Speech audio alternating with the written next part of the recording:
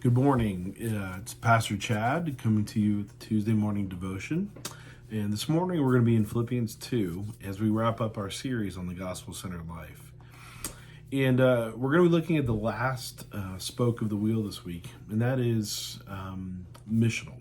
Okay, but what we mean by that is this particular part of the gospel-centered life means that when Jesus is at my center, when the gospel is at my center, when the love of God is real to me, when Jesus is functionally the most important thing to me, there's something about how that changes my purpose in this life. That instead of having a heart that says, I want to consume, instead of that has a heart that says, I want to take, I want to hoard, you begin to find you have a heart that says, I want to leverage what I have for others.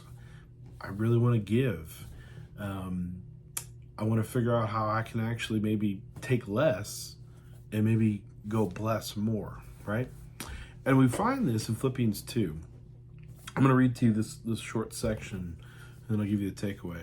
Verse 1, he says, Therefore, if you have any encouragement from being united with Jesus, have any comfort of his love, jump down to verse 5, in your relationships with one another, have the same mindset as Jesus Christ, who being in very nature God, did not consider equality with God something to be used to his own advantage. Let me say that again. Who being in very nature with God, did not consider equality with God something to be used to his own advantage.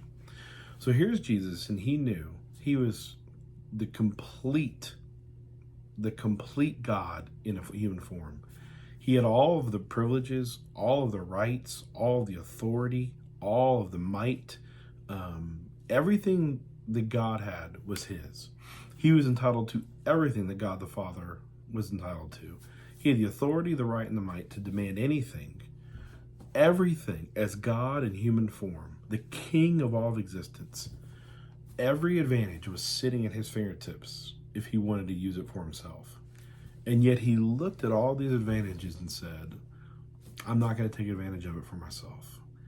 I'm not going to take the privileges that I've earned or that I've deserved and use them for my advantage.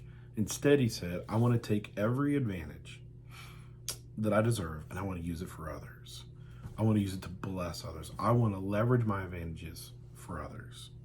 He did not consider equality with God something to be used to his own advantage. He saw those as something to be used for the sake of leveraging it for others. It reminds me of the story of a church I was at years ago.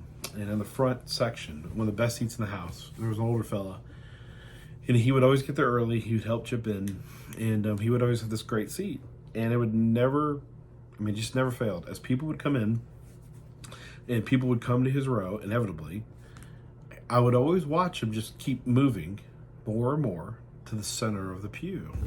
And finally, after a couple of years, I went and asked him, and I just said, why do you do this? Every Sunday I watch you get here early. You've earned the best seat in the house. You are the most responsible.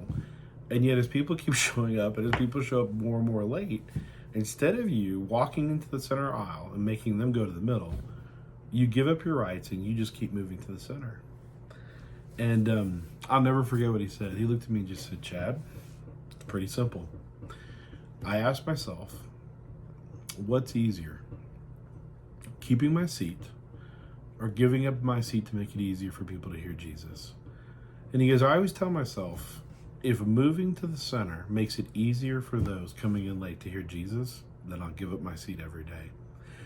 But me, in the middle of a service, keeping my rights, keeping my seat, making it harder for them to be noticed, to stick out, he said, there's no way. I'm giving up it every time.